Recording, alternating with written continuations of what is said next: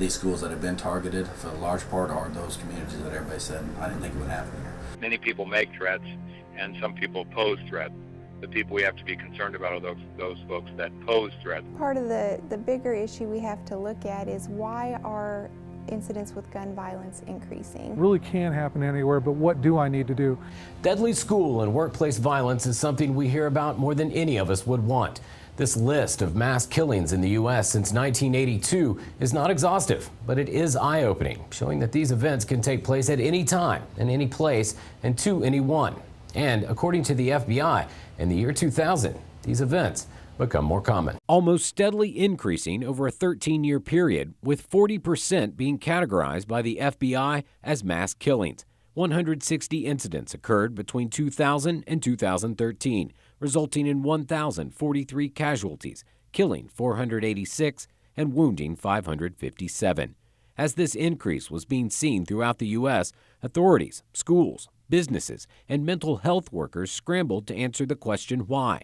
That question eventually turning to how to stop it. A lot of these cases can be stopped where we catch the kid when they're in this planning stage before they get to the actual, I'm so miserable and I'm so suicidally depressed that I want to hurt other people. Dr. Steve Albrecht wrote one of the first books on workplace violence. He says the key to stopping that violence is recognizing its potential to occur, or rather, the people with the potential to carry it out. My concern is we always seem to recognize a lot of this stuff in the aftermath instead of getting in front of it. They don't suddenly show up and snap. That's a wives' tale.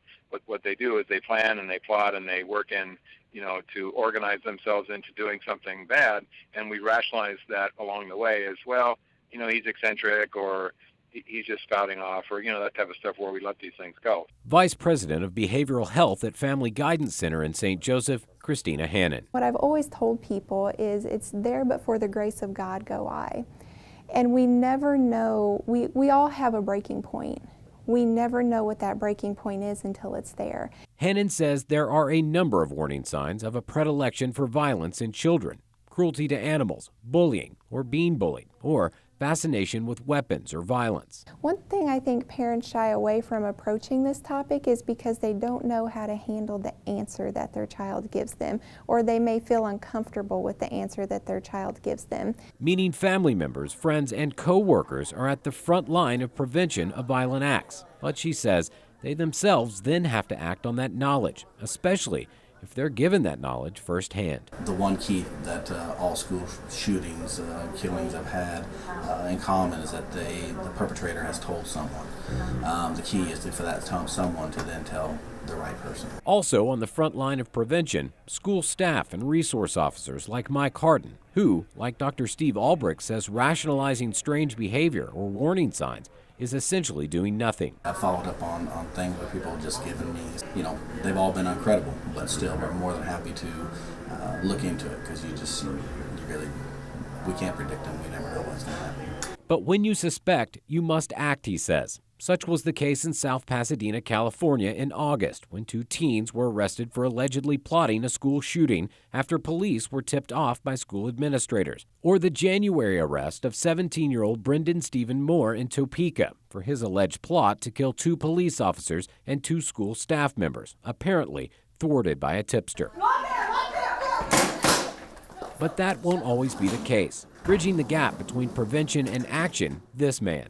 My name is Mark Warren. I'm Vice President of Strategos International. Warren is a military and law enforcement veteran who not only studies mass killings, but through his tactical training business, now uses what he's learned to protect others when the unthinkable happens. They typically have a two-world view, either victims or victimizers, and they've always perceived themselves as the victim. Everyone else is the victimizer.